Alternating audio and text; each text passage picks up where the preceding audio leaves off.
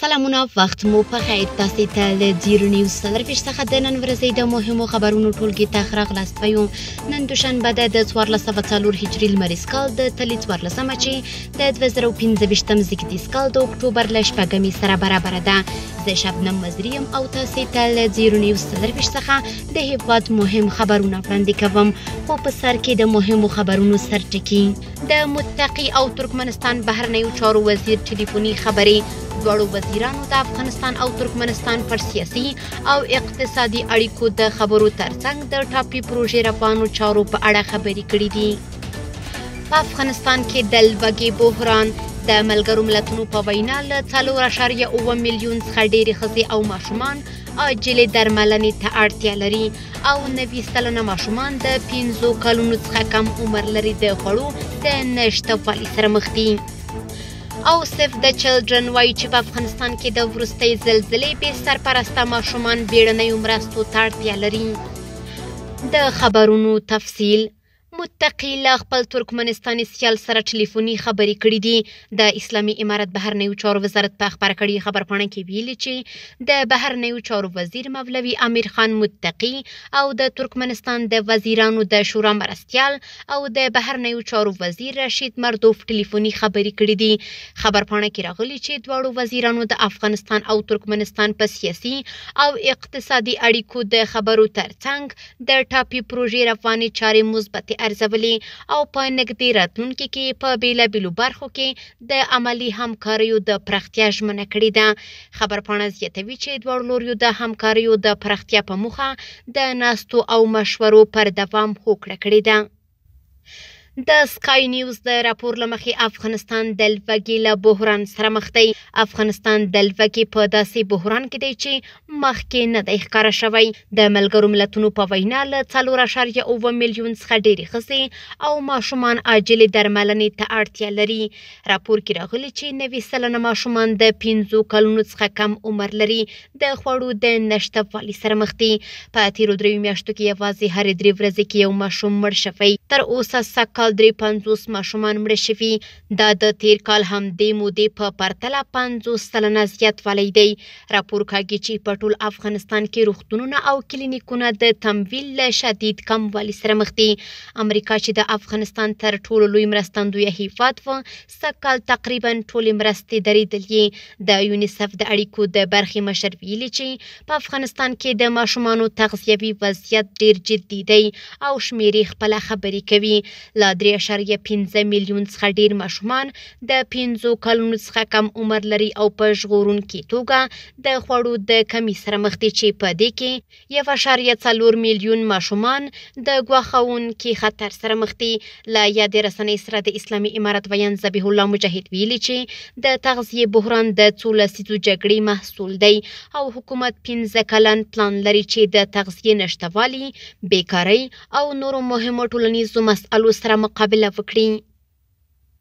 سیف د چلډرن وایي چې په افغانستان کې د وروستۍ زلزلې بې سرپرسته ماشومان بیړنیو مرستو ته اړتیا لري. د ماشومانو موسسه سیف د چلډرن وایي چې په افغانستان کې له ویجاړونکو زلزلو وروسته هغه ماشومان چې خپل مور او پلار یې له لاسه ورکړي اوس د خپلو کورنیو نورو غړو لخوا پالل کیږي، کوم چې د مرستو پر اساس ژوند کوي او اړتیاوې به د ژمي په رارسېدو سره لا زیاتې شي. دغه زلزلې چې تر ټولو لویه او وژونکې د اګست په 11مه وشوه شاوخوا 2000 کسان وژلي او تر 8000 زیات کورونه یې ویجاړ کړي دي.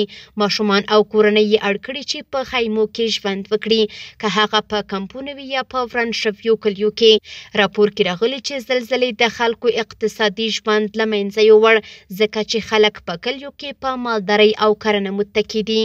نږدې 400,000 کسان چې له دې جملې 250,000 ماشومان دي د خوړو او کرنیزو مرستو ته اړتیا لري ځکه چې مالداري له منځه تللې او کرنیزه ځمکه زیانمنه شوې ده. د یونیسف د راپور له مخې 201 ماشومان یتیم شوي دي.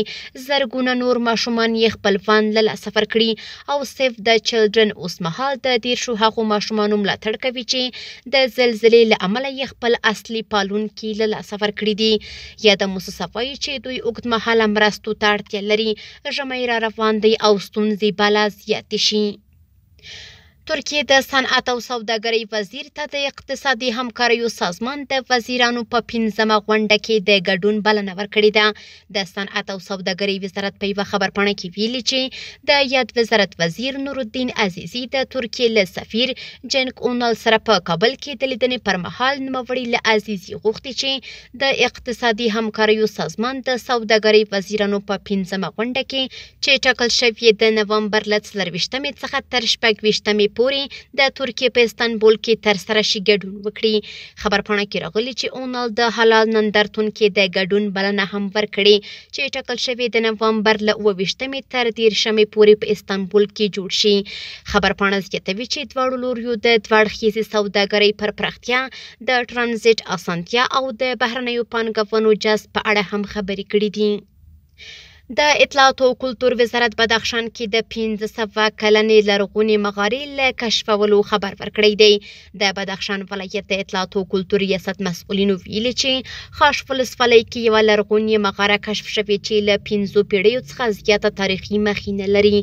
د فرهنګ او هنر امیر چې د تاریخي اثارو د څېړنې په موخه د یو پلاوي په مشرۍ خاش ولسوالۍ ته سفر کړی و، ویلي چې دا مغاره د کج ګردن په سیمه کې هغه وخت وموندل شوه چې د سیمې اوسیدونکو د یوې خاورینې ټپې کیندنه کوله ترڅو له خاورې څخه یې د کورونو جوړولو د موادو په توګه استفاده وکړي.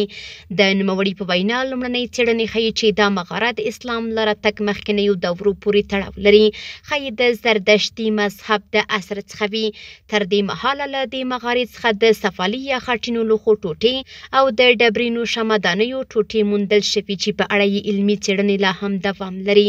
د اطلاعاتو کلتور وزارت د لرغون پیژندنې ریاست ته دنده سپارل شوې ترڅو یو مسلکي ټیم او عصري وسایلو په مرسته د دې مغارې د تاریخي ارزښت او لرغونتوب په اړه کره څېړنه وشي. کورني خبرونه هم دومره وو. د نړیوالو او سپورټي خبرونو لپاره زموږ پاڼې وڅارئ په خپل رسنیو باندې فیسبوک، انسټاګرام، ایکس افغانۍ، ټویټر، یوټیوب او ټیک ټاک زموږ خپرونې خوښئ او موږ تعقیب کړئ. ادرس یې 0 نیوز 24 تر سبانۍ خپرونې. د الله پامان.